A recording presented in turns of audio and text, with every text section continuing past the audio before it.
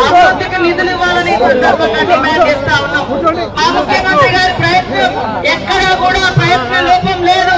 అనేక సార్లు ప్రధానమంత్రి దగ్గరికి పోయి ఆయా శాఖల మంత్రుల దగ్గరికి పోయి మరి విజ్ఞప్తి చేయడం జరిగింది, రిప్రజెంటేషన్స్ ఇవ్వడం జరిగింది. అయినా కూడా ఇంత ఎందుకు మేము అడుగుతాం.